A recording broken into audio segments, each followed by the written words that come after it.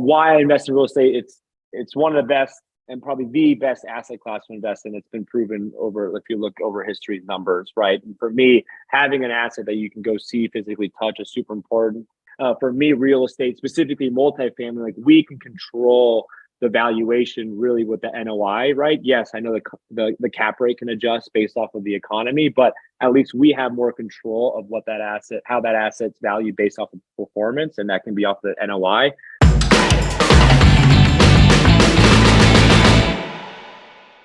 Welcome to this episode of the Success Journey of Real Estate Investors. Hi, my name is Brooke Ceballos Pinheiro. I'll be your host for today. The goal of our show is to connect with first-time deal makers and learn about their successes and what Michael Blanc products or services help them along the way. Let's get to it. Hey, everybody. I want you to welcome with open arms Teddy Mohlman of Higher Ground Investments. Did I get that right, Teddy? You did, and I got to match your energy over there. I love it. So thanks for having me on. It's the sun. I was so happy. It was a beautiful day. I get to be outside because I've been doing these inside the house and it's just not the business, right? So let's jump in. Tell me about yourself. Let the audience know, what are you currently now and how did you get started? Yeah. So where I currently am now, I mean, obviously I'm in a multifamily syndication business. So I currently hold plus or minus about 150 units under management. And with that, I did start originally with residential real estate, the traditional fix and flip kind of game. I also am a licensed realtor in both Colorado and in Florida. So the residential side has been keeping me relatively busy for the last 5 years. And, given that you can do very well with residential real estate, there's no real roof over your head. The more you work, the more you get paid. A lot of that, cash flow and pretty hefty paychecks, I would really kind of funnel that into assets that money would then grow. And that could have been other opportunities in business, maybe real estate, small single family or small, 10-unit apartments in some markets like Iowa. So it's kind of how I got started in the multifamily game. Really saw the advantages specifically with taxes, given that I was a real estate professional. And then with that, I just kept realizing you just got to do bigger deals. And with that, obviously with scale, you need to ask for money and get money from other investors and line up with partners that can pretty much complement your weaknesses. So that's kind of me in the real estate world in a nutshell.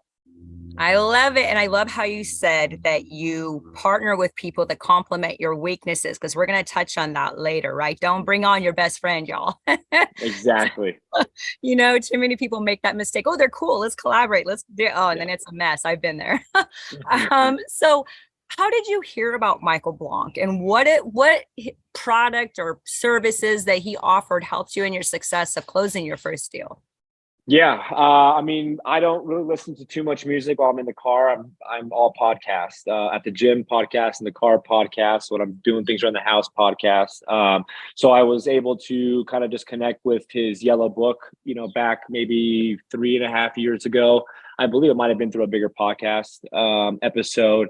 And with that, read the book, realized, wow, I got to do this now. I was already kind of, again, investing in real estate with some joint venture deals, but then to really kind of scale, I dove into the book.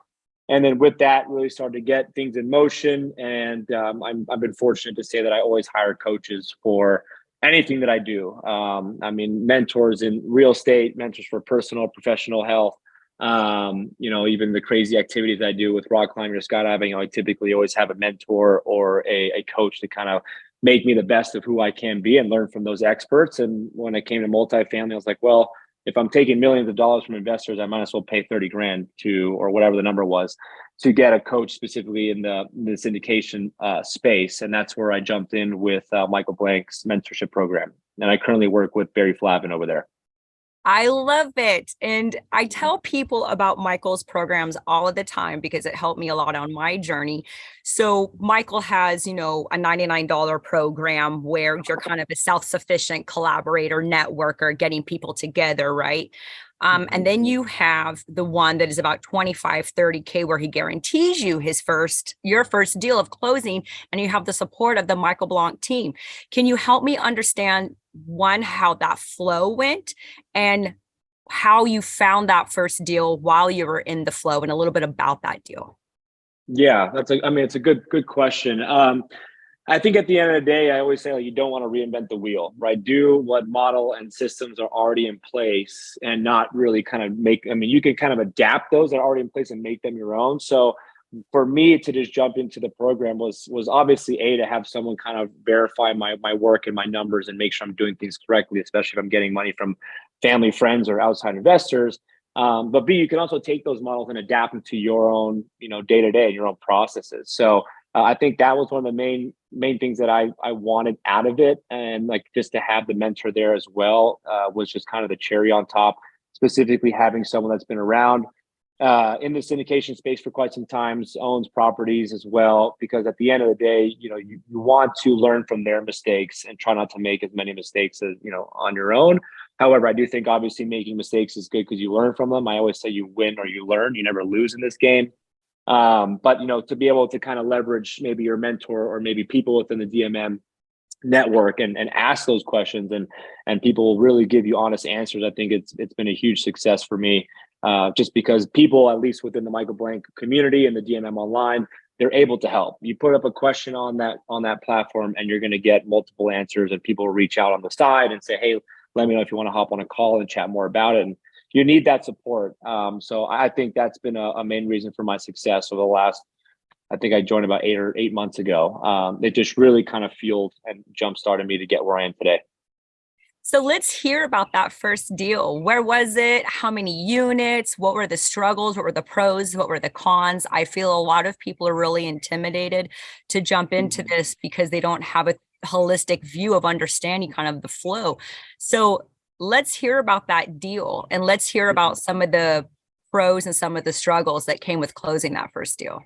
Yeah, I will say I have done smaller joint venture deals before I started syndicating. So I did have that experience. And again, I've already kind of been heavily invested in single family and other real estate asset classes. But doing the syndication model is obviously usually more scary because you're asking for other people's money, right? And you're really kind of managing and running, driving the ship and in control of where their money goes. So my first deal we got under contract was a 10 unit or a 12 unit here in Denver, Colorado, that took so long to close, given it was an assumption loan, that we ended up getting another deal in Iowa under contract, a 60 unit in the Des Moines market, just outside of Des Moines.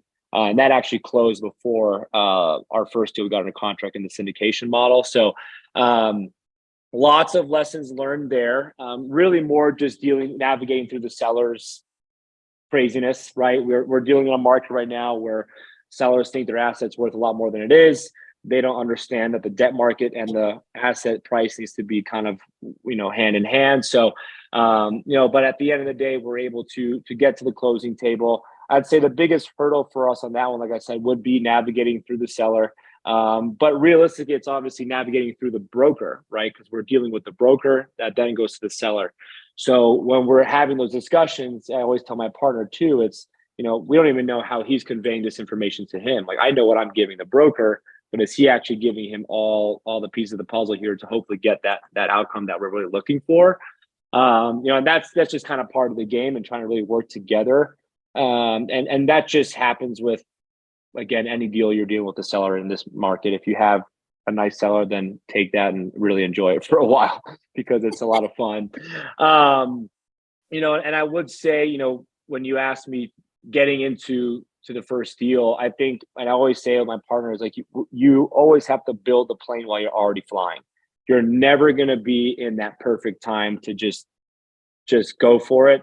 If you wait for the perfect time, you're going to be sitting on the sidelines for your entire life, and then you're just going to be missing the boat constantly. So you have to just go for it. And I don't say that just to jump into a bad deal, but you're always going to listen to your monkey brain. You're going to always constantly just kind of thinking, why should I not do this deal versus just going for it? And then you figure it out as you go. I mean, you have multiple outs in a contract. So get under contract, do proper due diligence. If you're in the mentorship program, leverage, your mentor. If you have access to the DMM online, leverage those people on the network. I'm sure they'll help you out. And hey, if it's not a good deal for you, worst case, you lose a little bit of money on inspection items. But if you structure the deal correctly, you should be able to walk away with minimal overhead costs that you lost. So just go for it. I guess at the end of the day, you just got to do it.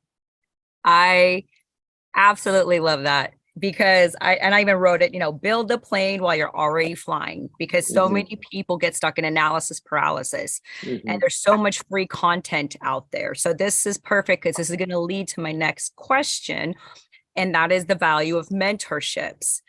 Our Hmm. audience is aware that there's a lot of content. And yes, you can go do this and study it on your own, but that's going to take hours, weeks, months, for some of y'all, years. Okay. Hmm. And there are no shortcuts in business except for a mentorship. Hmm. So, that being said, how important is a mentorship to you and investing in yourself to accelerate? Because so many people that I speak with are like $99 a month just for me to collaborate and be in a mastermind for people. And I think they're missing the mark. So can you Hmm. expand on that? Yeah, I mean, I think it's going to depend on each individual person, right? I mean, I've always been relatively accountable on my work. I'm early riser. I'm in the office early. I get stuff done that I say I'm going to get stuff done. So I think for me specifically, it was just kind of leveraging, their past experience, their knowledge that I don't have. And also that could be in correlation to my mentor, like I said, or anyone within the DMM online network. And I know there's other people out there, that they need that accountability push. They need their coach to say, "Hey, have you underwritten 10 deals this week? Have you submitted 2 LOIs this week?" Because like I said before, it's all a numbers game. You're going to be underwriting 100 deals to maybe make 20 get close, to maybe make 10 worth submitting an LOI, to maybe get one of those LOIs under contract. Right. So if you're not putting in the numbers, you're never going to get a deal. So I think that's super important too, just kind of being part of the network and or the mentorship program, is having them kind of be there to make sure that you are, getting stuff done, or as your cup says, getting shit done. Oh which yeah. I think, which in my Get head I shit was thinking, done, do yo. I curse? And then I saw it, I was like, I'm doing it. Go for it. No, So you do. You know what? I always tell people, like, I'm a swearing Christian, like I'm me. And like, it is what it is. I always tell people, because I did 22 years hard corporate time. I'm gonna be me. And I got one yeah, foot out there too. Yeah. But yeah, I love these. Get shit done. I have all sorts of yeah, little like inspirational I quotes. love it. I love it because some people, There. they need that I was push. helping you out. They need the push, right? And I know there are those Yes. people out there, and hey, maybe the people that aren't really accountable, or whatever, maybe they're the numbers guy, and they love to do numbers, and they have their weaknesses and strengths. So at the end of the day, and what I do remember is that they did match me specifically with someone that would complement my strengths and weaknesses, based off our initial call. So be transparent when you have those initial calls with these guys, because they know they're mentors and they know who to put you with based off of those conversations. So talking about money, were you always comfortable talking about money? What was your upbringing like in that aspect, and how has it changed? Yeah. I mean, fortunately, both my parents were workaholics. So that kind of rubbed off on me. They've done well for themselves, but they've worked hard. It's not like they were just kind of, fed with a silver spoon their entire life. They definitely are hard workers. They still are today. My mom's family was always somewhat involved in real estate over her time. My grandfather had successful businesses, and with that cash flow, that successful business always bought real estate. That trickled down to my mom, and now that's kind of trickled down on me. My dad's in a different asset class, but again, he's probably going to be working until he kicks over, because that's just, he loves what he does, and he just has that drive and those genes. But I think things do change. I always say you have to surround yourself with the people that you want to become, and with that, you sometimes have to kind of disconnect yourself with people who aren't on that same path, which is probably one of the most difficult things for sure, because you kind of have to cut ties and maybe just kind of see them once in a while versus all the time. And like you said, having those conversations too. I mean, there's a lot of my friends that I were friends with 5, 7 years ago that I would never really feel openly comfortable talking about my net worth, or where I'm at today, or the cash flows that I have and generating on a monthly basis, just because for them it's almost like I'm bragging. But when I'm with other people that have those conversations, it's not really about bragging. It's hey, if you want to get to where I am, this is what you need to do. You need to do what the 95% of the world is not willing to do every single day to be that 5%, right? So surrounding yourself with those people, you'll definitely get there. And I know, what was his name? I think it was Matt King, the guy that was part of the GoBundance at Dealmaker Live. He had that Mhm. conversation, right? Of how do you surround yourself with those people to kind of really, really get it out of you? Because that's the one of the easiest things you can do. And I mean, even going to the gym, if you go to the gym with a bunch of scrawny people, You're not going to get big if you go to a place where all these guys are big and you don't want to match them, or going to a place where just high intensity training. I mean, if you want to be fit, you got to surround yourself with those people. So if everyone around you is eating pizza every day, you're never going to eat healthy just because it's hard. So it goes all over the place. That is so true. So I'm going to comment on a statement that you made. When you are surrounded with other people in this sector, we don't have a problem talking about our money. We don't have a problem like, this is the network, this is this, because this is very partnership heavy. And we don't want to worry about capital calls or, hey, this deal isn't working, I have to go back. And I now have a partnership with, with Julie Roy. And I mean, we literally hours for 3 days straight. We're talking about, okay, this is what you're worth. This is what this. If we have a capital call, what are you going to do? And this is this. And we're not going to ever have a capital, So when you're around other people that are not at the level you're playing, they do see it as bragging. But when you're at our network level where everybody's trying to strive, they see it as inspiring. Yeah. We see it as like, oh my God, if they can do that, so can I. And like my girlfriend and partner, Julie Roy, she speaks so openly of their finances and how she lives passively off $1,000 a year. Everything else gets invested, and how she travels, even her bank accounts. I use this. This is the credit card that I use. I use this. We are so open and transparent, and what we spend our money on. This is what I do. This is what my kids do. This is what we do. Where people that aren't comfortable, if they think it's rude or disrespectful, you need to shake that off. And that's some of the top things that people need to get more comfortable talking about. And that's the mental health, sex, and money, because it's such an important part of all of our lives and nobody wants to talk about it. So so I'm going to go into what you talked about, physical, because I wish more people would talk about this as well. How important is your physical, mental, and spiritual in this journey? Yeah. I mean, I'm a big Miracle Morning guy. Me too. I mean, I know he was also there. Hal Elrod. Yes. Get his book, y'all. Miracle Morning is fantastic. Yeah. If no one's ever read it, I mean, the purple book for me, Rich Dad Poor Dad was definitely a life changer, but the Miracle Morning was a big one for me. And it's just because, like you said, you own your morning, you own your day. Getting up early, doing your savers, which is silence, affirmation, visualization, reading, exercising, and scribing, aka journaling. If you can do that, even if you don't knock off all of them, if you just get up in the morning and get your body moving and get everything you need to get done for yourself while everyone is still asleep, I can guarantee that you will become more successful. And it's something that I've always tried to tell people, because it's almost like the cheat code of life. If you can really master your morning, for some reason, just you get out of your miracle morning and everyone else is just getting up and you've done so much more. For some reason, your mindset changes and you just really feel like you can take over your day and take over, your personal and professional life. So that for me, in terms of physical health, is super important. Kind of correlates with mental health as well. Obviously, just kind of making sure that I keep busy and for me, my meditation is kind of my exercise in some ways. And I'm a big hot tub and ice plunge guy too. So that's kind of another way I do meditation as well. But at the end of the day, I mean, that for me is super important. And I know I mess up my day usually when I don't do my morning routine. It throws me off big time. So it's definitely something that I recommend anyone to do if they want to really get to that next level, is to join that Miracle Morning community for sure. Our audience probably didn't see me in the background, but I'm doing the ice bath thing. I'm like, oh, like I'm still trying to get into that. I did that one time with a Jesse Itzler Boots camp through my Brad Sumrock mastermind. And man, it was absolute hell for me, but I'm trying to slowly transition. And my husband's like, just get a bunch of ice and saran wrap or something. And we have a jacuzzi and a pool. And he goes, so I can do the hot and the sauna. It's the cold. Even doing it like in the shower, I'll try to do like 30 seconds. I'm like, oh my God, is it over? This effing sucks. And I'm trying to learn to embrace it. I see the value. I'm getting there. So let's rewind. So what are the tools that you're using to master your day? Are you using any specific tools? How are you managing your time? And this is kind of go in a twofold question, because do you have kids? Do you have a wife? Do you have a family? Do you have a W-2? Because so many people like myself, we're trying to manage all of these things and they're all equally a priority. So one, tell us a little bit about your personal life. Are you married? Do you have kids? I noticed you travel a lot. Love your skydiving video. But it sounded like you said you were going to the office. So do you have a W-2? Let's get to know you more on a personal level and tell me, how are you managing all of that? What tools are you using? Give them are the kids out there some action items here. Yeah.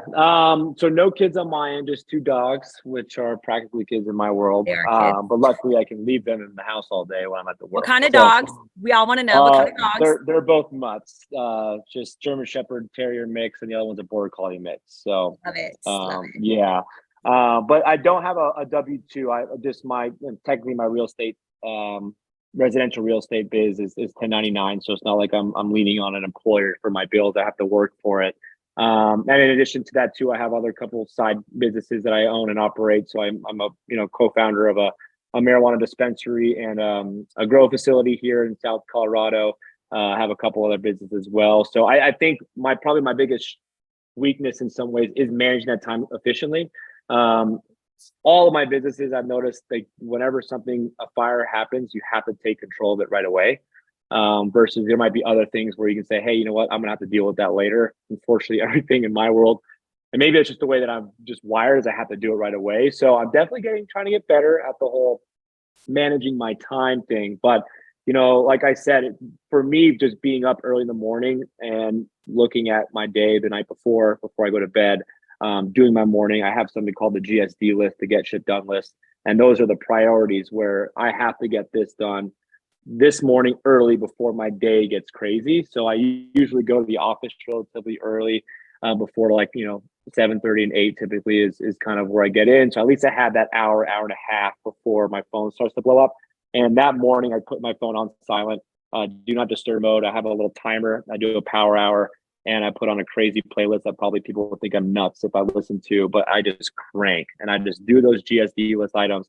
I do those items that are just time consuming that I can get done easily. And then I can hopefully deal with the rest of the fires and the rest of the craziness throughout my day after I've done that list. Because if not, like I said, if I sleep in, I get to the office late, the list starts to pile up. All of a sudden, you're way behind schedule and you're in the weeds. And there's nothing worse than making decisions when you're in the weeds like that. So for me, it's just being accountable, mastering your morning the night before, and then getting up early to make sure that you can get all those items done before your day actually starts. I love that. And I'm sure I wouldn't be scared of your music because I listen to everything. I think from everything from like Papa Roach to Linkin Park to my kids thought I was crazy and I put in Drowning Pools, Let the Body Hit the Floor.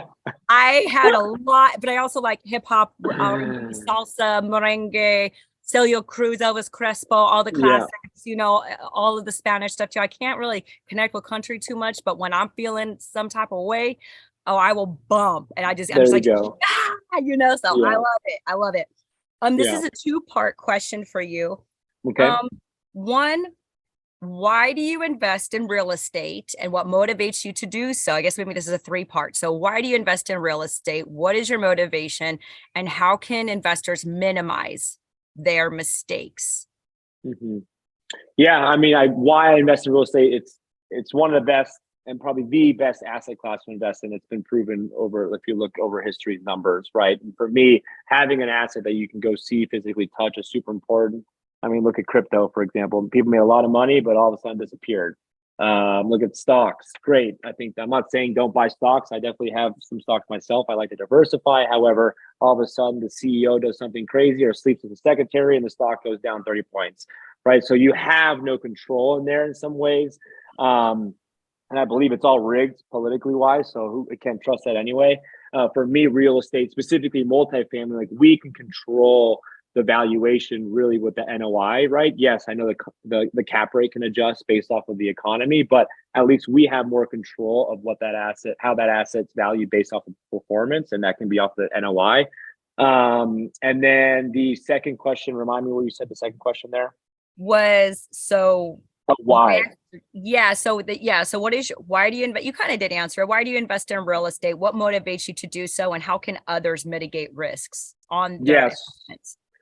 So motivation, I would say, just freedom long term, right? My company specifically highlights more like generational wealth. And again, I've seen that from my grandfather passing down to my mom. She now built that business even bigger. And now that eventually, whenever she unfortunately passes away, that might come down to me and I can build that business in parallel of what I've already built today. So I think generational wealth is a big one for me, and to be able to give any investor that we work with or myself, anyone that's part of our deals, the ability to kind of, take their kids to school in the morning. They don't have to go to their job, or have that flexibility to go on a 2-week vacation with their kids during spring break. I mean, the corporate guys and the guys that are running a big business, like they don't have that time. They might have the money, but they don't have the time. So I think the flexibility with real estate, having that financial freedom and having that time, I mean, that for me is super important. And like you said, Brooke, I mean, I love the crazy adventures. I love all the crazy adrenaline sports. And if I can literally make money while I'm doing all these things, that's just the cherry on top. But that's kind of what my motivation is for me specifically. And I guess risk for any future, investors or LPs or GPs. I mean, you have to use the right tools. When it comes to investing, it's a numbers game. Zero emotion plays into it. You got to look at the number, and the number works great. If it doesn't, you're out. I mean, we just terminated yesterday on a 152 unit deal that the seller laughed at us when we asked for a $1.5 million retrade because 4 out of 5 elevators were non-functional, right? That's an important piece for us to go in for our repair costs. And, we lost 25 grand. 10 earnest money was hard. And plus or minus 15,000 was inspection, due diligence, legal fees, and we had to walk away. So for us to do that, unfortunately, it's not great for us to lose the money. But again, the number did not work anymore. Seller said no to our retrade. We're out. It's as easy as that. And so again, just to kind of make sure you have those systems in place and leverage your mentors and make sure that you make the right decision.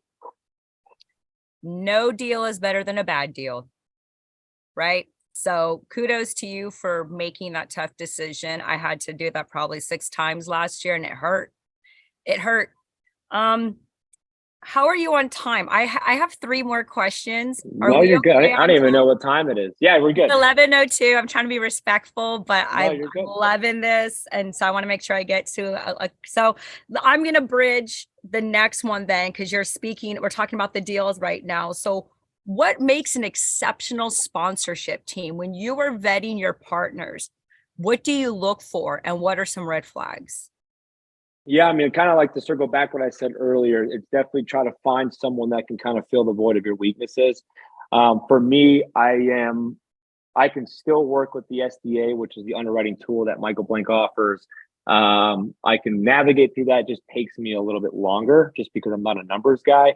My partner that I work with, he weirdly gets excited about numbers. He likes the underwriting. I mean, he likes to build models. He likes to show me. I don't care about the model. I want to know the bottom number. I want to know if this is a go or no go. That's like me. I don't care how we got there. Just show me the result. I don't care.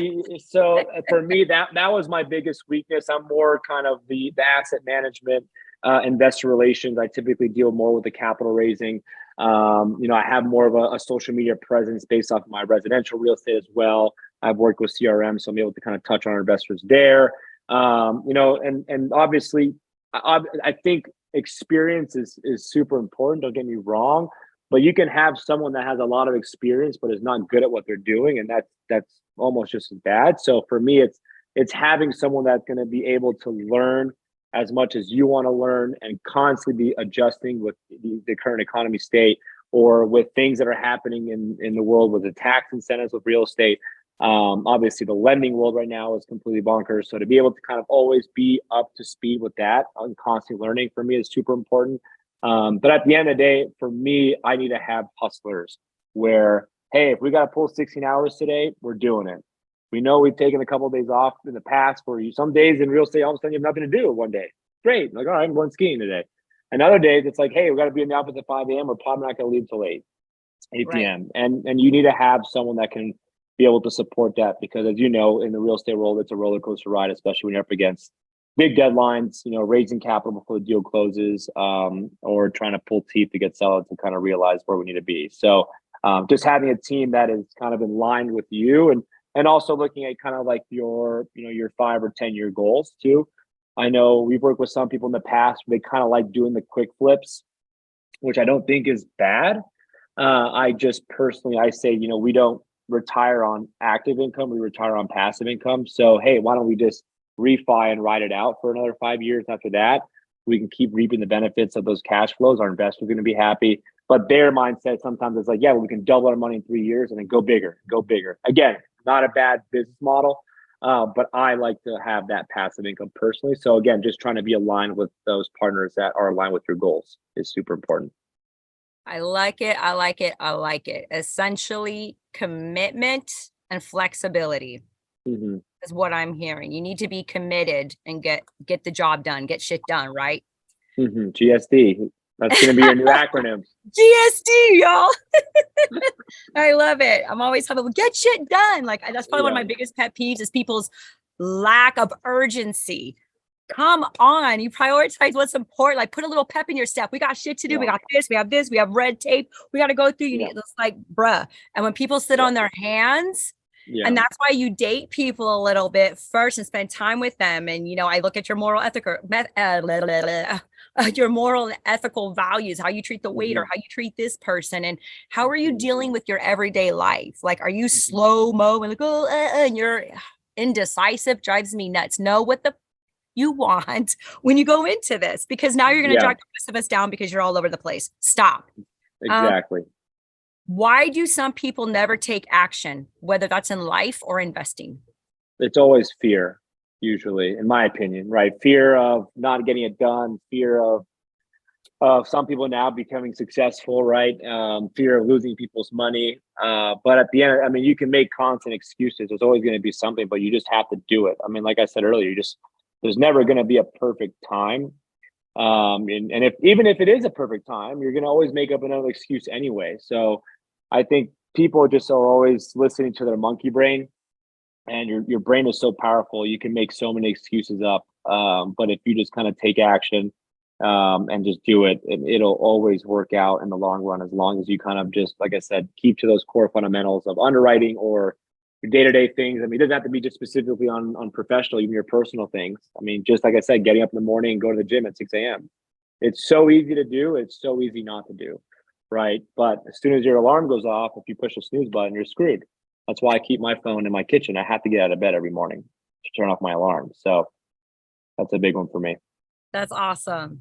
I love it. I love it. Yeah, mine's in my bathroom, and that's only like 5, 6. Maybe I should put it in the kitchen because like you have to go get up anyway. So I'm like, oh, over here, and maybe I should move out of the kitchen. So wrapping this up, what's next for you? Yeah, I mean, to continue on the acquisition side, I mean, obviously my residential real estate, we still do about 25 to 30 transactions a year. So that keeps me relatively busy. And then on the multifamily space, we typically like to do at least one acquisition a quarter. That's kind of our goal. Obviously that can change if it's maybe 2 smaller deals, that just kind of got presented. But we typically are looking to do about one acquisition every quarter. And we're looking to have at least 500 units, by the end of the year. That's kind of our goal for 2023. Beautiful. Beautiful. How can we collaborate with you? How can we connect? What is the best way for us to reach out to Teddy? Yeah, my Instagram is teddymo.realtor. So Teddy M as in Mary O.realtor, I think. And, and our website is Higher Ground IG as an investment group. So highergroundig.com. And you can get my email on there as well. And obviously my phone number. So feel free to reach out if you need anything from me, any questions, concerns, or anything I can help you with. I'm happy to help out as well. So what final thoughts do you have for everybody, for all of our audience, for everybody that is driving, people that are watching on YouTube, the podcast, people who are humming and hawing, they don't know what to do? Give us some final thoughts for people. Yeah, I would probably say, something that Tony Robbins always talks about is, knowledge is actually potential power. People think knowledge is power, but if you can, everyone knows how to get a 6-pack, but no one actually has it, right? Because they know they need to go to the gym. 80% of it's eating, 20% of it's the gym, but they're not doing that. Same thing with everyday life. I mean, you can know how to be successful, how to raise $2 million, and then people will give you the tools in the toolbox, but you actually executing and taking that action, that's 99% of the battle. So if you can actually just take action and take that potential power into actual power, you can be very successful. So just do it. I mean, take action and stop making excuses. I love it. Teddy Mohlman of High Ground Investment Group, y'all. Give us some noise, give us some love when you guys see it shared on YouTube. Give Michael's team some feedback. Let us know if there's additional questions you need us to ask for future interviews. And Teddy, it was such a pleasure. I've gotten to know you as part of the Michael Blanc Mastermind group, probably for the last year, give or take. And so to actually have some type of real vibe with you has been fantastic. So I appreciate you and your time. And I'm going to turn off the record button. Okay. Awesome. Well, thank you guys. Appreciate you having me on. Thank you.